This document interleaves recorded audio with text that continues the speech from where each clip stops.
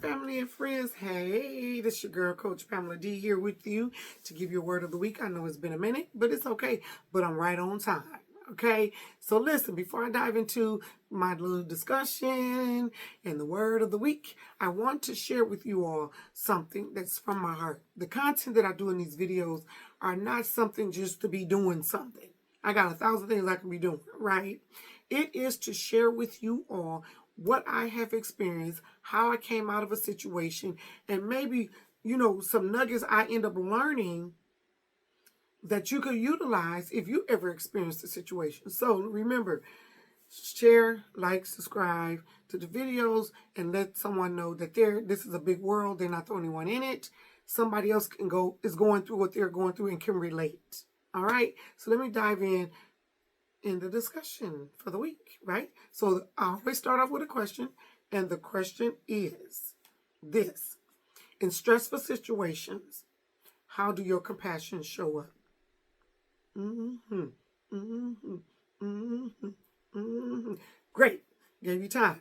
The word of the week is compassion, y'all. It's just simple as that. So I'm going to give you some examples that I have experienced recently, how I navigated them, about 5 different situations, and hopefully this will bless you, and then I'm done with the video, right? And I pray I don't get any more interruptions while I'm doing this video, okay? So let's talk about it. Compassion. Listen, number 1, many times we make mistakes, right? Because we're human. Point blank, we're going to make mistakes. And we're going to feel overwhelmed sometimes. We're going to fall short of a goal. Or we're just going to be hard on ourselves. Whatever it is, understand that's a moment where self-compassion could show up, right? So it may be in small ways. That's fine. We celebrate small wins before the big wins. So it's cool. But whenever you're dealing with that, listen, you can do self-talk, kind of like de-escalate what your stressful day was looking like, what you should have said, could have said, didn't say, whatever. Or, it's all about how you respond to the setbacks. You can always evaluate how you handle not meeting certain expectations. So whatever it is, remember compassion, okay? So let me dive into the 5 points and situations that I have recently experienced and how I navigated all of that, right? So compassion should always show up, first of all, in our attitude and our actions, right? And it depends on the situation. So I'm going to be very transparent in this video. I'm not going to say it's a one answer fit all situation. No, it depends on situation and how we show compassion. And I'm going to give you some examples. Now, compassion is not going to always fix things, right? It's all about how you choose to respond to a situation. So let me just go ahead and dive in, because I can go on and on about it. Let me just dive in to the 5 points. Number 1, how does compassion show up in tense situations? It should show up as patience. Write that down, take a note, patience, right? So instead of reacting harshly about a situation, pause long enough to understand what's really going on before you respond. That is vital, right? When we're talking about compassion, people are looking at you. They look up to you. They're looking at you as leaders. We ain't asked them to do it, but sometimes people do. I admire you. I look up to you, and they're watching everything you do. So practice compassion, you all. Ask God to give it to you, because I didn't have it. I asked for it. I had to pray for it because I was very punitive type of person. I was cut and dry. It is what it is. That type of person, that's not compassion. Who wants to talk to somebody that's always just like real hardcore, like it is what it is, get over it? So I had to pray for that, okay? Number 2, in conflict, compassion should show up as listening. Yes, listening. So instead of when there's a disagreement going on, give space. That's what I want to say. Give space. So give space so that the other person's perspective can be heard. Can be heard. And in the same time, you are listening to it without immediate judgment, without shutting them down. Give space to listen to what's going on during conflict situations. I have not always mastered that. When I'm dealing with a conflict situation, I'm going to tell you right now, I will shut it down, shut you down, and the whole situation down until I feel like dealing with it. But that is not the proper way to deal with conflict when we're talking about compassion. Always give space when there's disagreement. Let the other person's perspective be heard first. Don't judge it. Don't shut them down, right? Say something like, hey, I hear you. I hear what you're saying. Help me understand it more.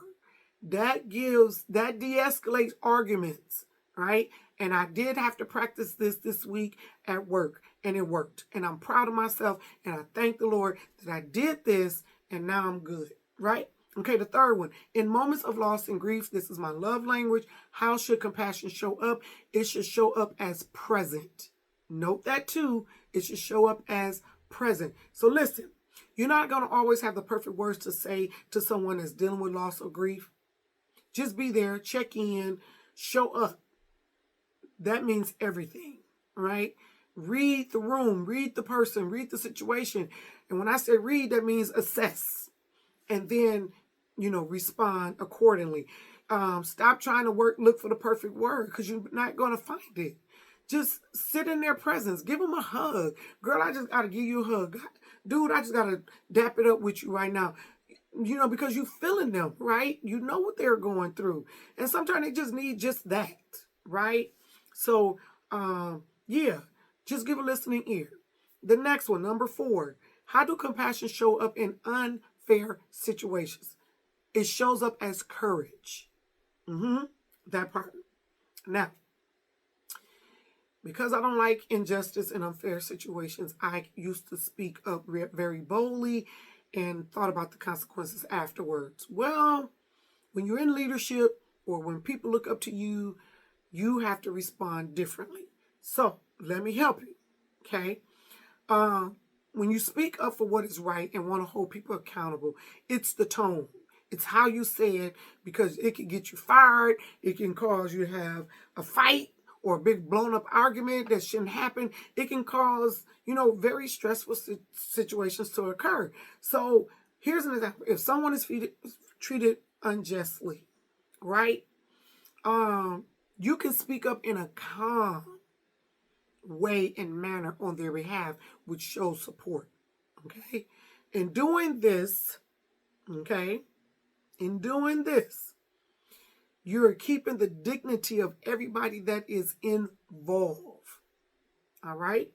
So in unfair situations, be careful how you present yourself, how you advocating, how you standing up for somebody, how you supporting somebody, because you don't want no one ticket out your job. You don't want to be disconnected from family over something real small.